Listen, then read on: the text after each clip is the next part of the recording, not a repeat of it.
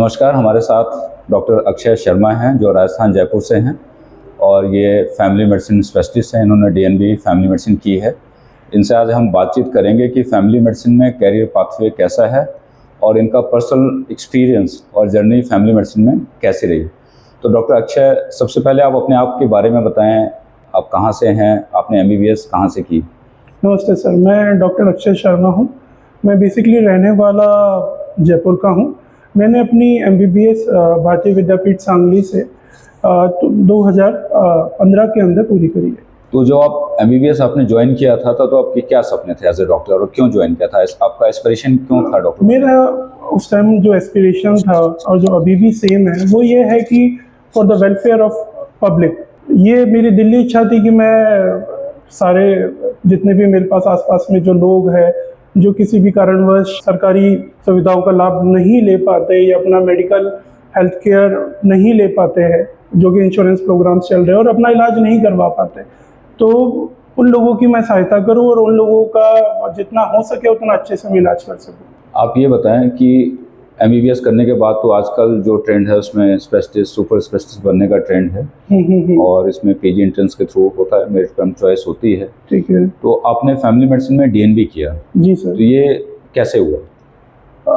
First of all मैं एक ऐसी ब्रांच की खोज कर रहा था जिसमें मैं पब्लिकली सब वर्गों के लोगों के साथ कनेक्ट हो सकूं और पूरी फैमिलीज का ध्यान रख सकूं।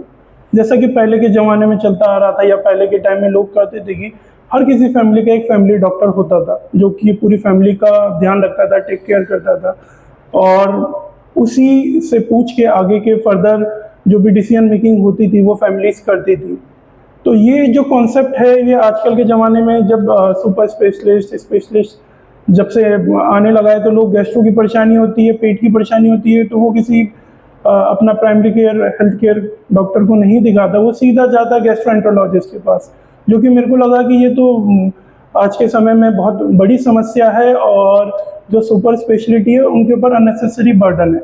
दूसरा, इसके कारण बहुत सारे पेशेंट नेगलेक्ट भी हो जाते हैं, जो वास्तव में सीरियस पेशेंट होते हैं वो वहाँ तक सही टाइम पे पहुँच नहीं पाते। तो मेरे को लगा कि मैं सोसाइटी के लिए कुछ करूं, इसमें कुछ चेंजेस लाए जाना चाहिए। तब मेरे को पता लगा एक फैमिली मेडिसिन करके करिकुलम गवर्नमेंट ऑफ इंडिया में है, काफ़ी टाइम से चल रहा है मगर लोगों को इसके बारे में जानकारी नहीं थी।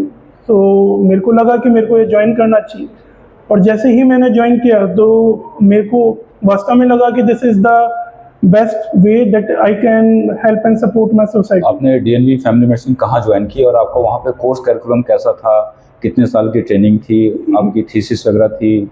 गाइड कैसे थे और कैसे आपने वो कोर्स कंप्लीट किया? थोड़ा विस्तार से बताएं। हाँ, मैंने मेरा कोर्स 2020 के अंदर DNB दिल्ली के अंदर जयपुर गोल्डन हॉस्पिटल है वहाँ से ज्वाइन किया, क्योंकि हमारे टाइम पे जो फैमिली मेडिसिन है उसके बारे में लोगों को ज़्यादा पता नहीं था।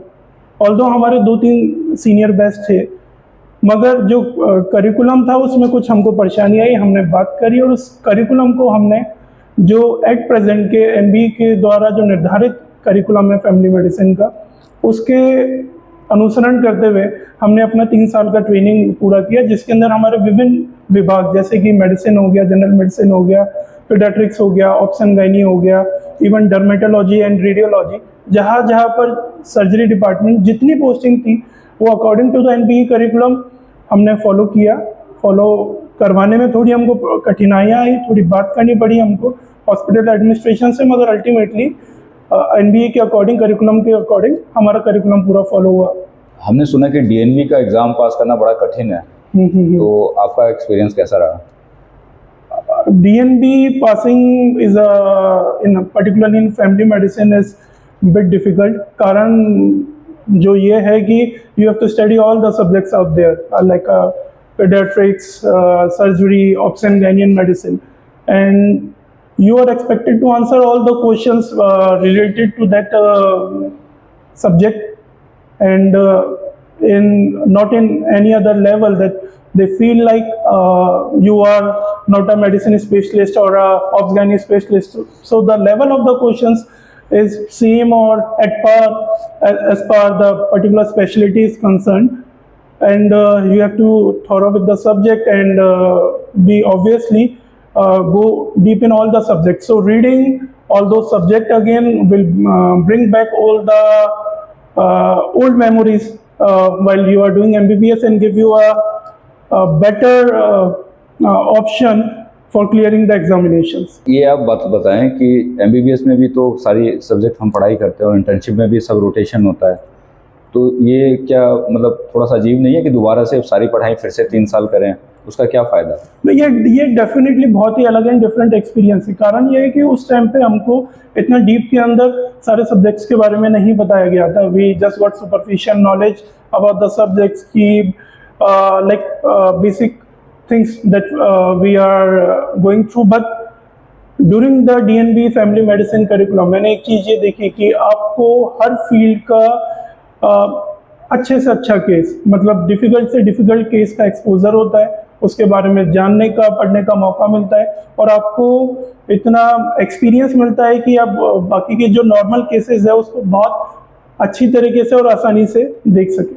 आपके कहने का मतलब कि पोस्ट ग्रेजुएट ट्रेनिंग में जो 3 साल का ड्यूरेशन होता है उसमें जो पेशेंट का एक्सपोजर बढ़ता है, डेफिनेटली जो एमबीबीएस और इंटर्नशिप के एक्सपीरियंस से आगे है, काफ़ी ज़्यादा है, काफ़ी ज़्यादा, तो इसका फ़ायदा है डेफिनेटली। इसमें हम ये नहीं कह सकते कि अगेन रोटेशनल इंटर्नशिप है, ऐसा नहीं, ये वो रोटेशनल इंटर्नशिप बहुत बार ऐसा होता है कि मैंने सामान्यतः देखा गया है कि बहुत सारे लोग आजकल जो ट्रेंड चल रहा है स्किप कर देते हैं या अच्छे से नहीं करते हैं, उस टाइम पे अपनी सुपर स्पेशलिटीज़ वगैरह या स्पेशलिटीज़ के लिए पढ़ाई करते रहते हैं, तो वो एक्सपोजर आजकल की जनरेशन में लोगों के पास आया ही नहीं है।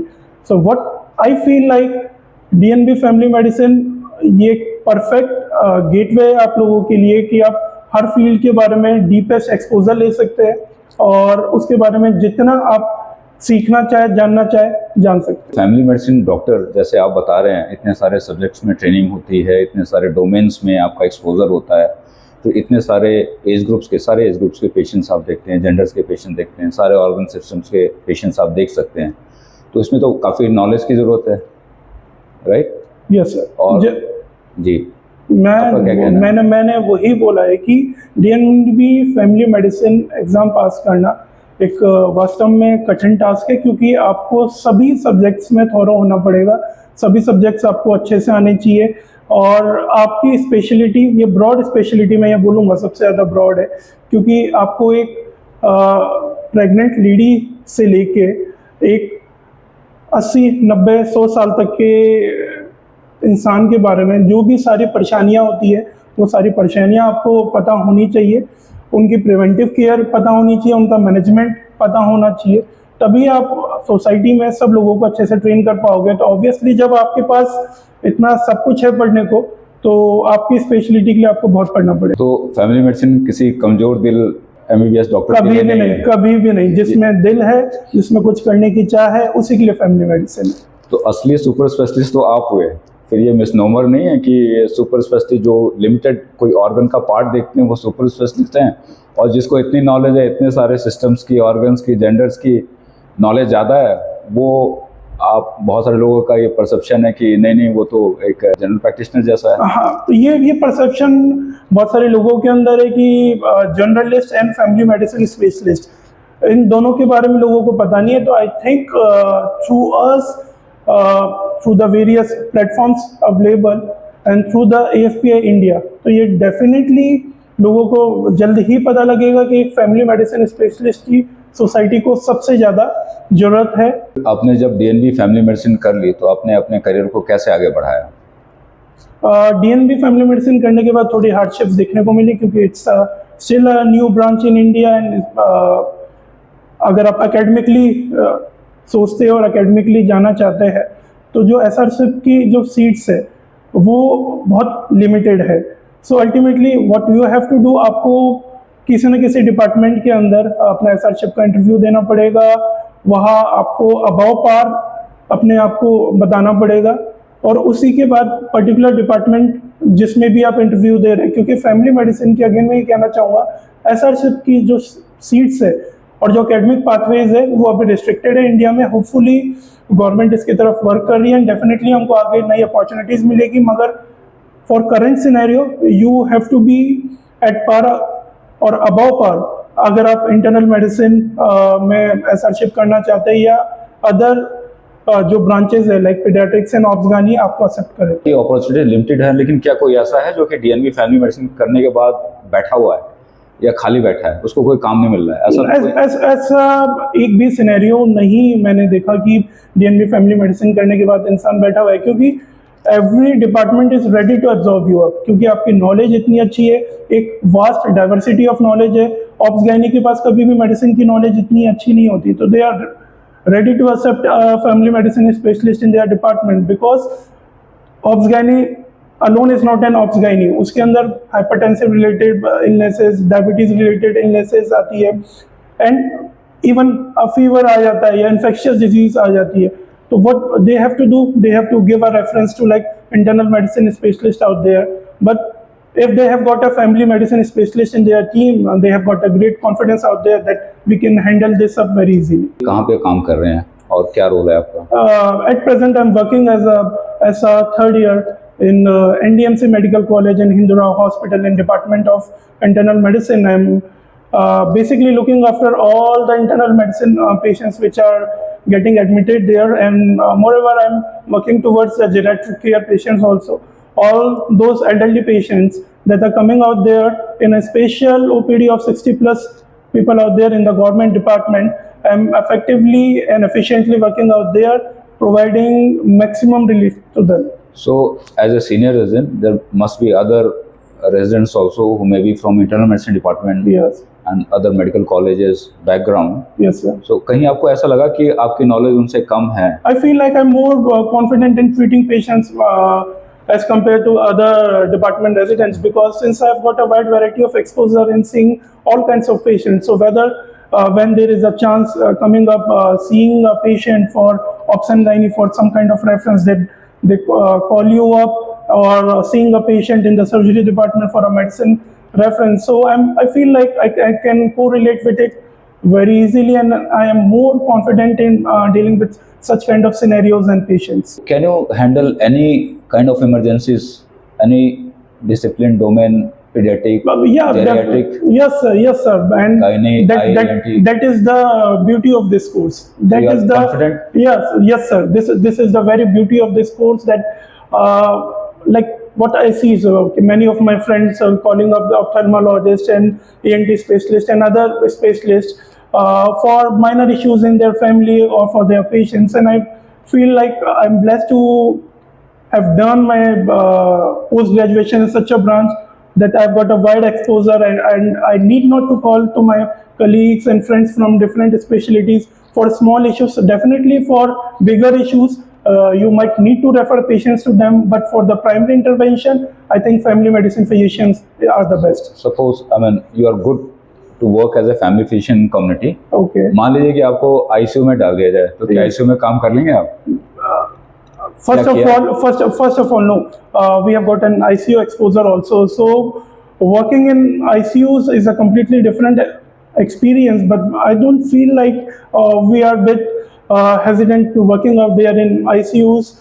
ICUs or the critical care medicines, what we are there. So as a family medicine specialist, I'm confident enough seeing critical patient also and handling them up also. Finally, tell us about your future plans.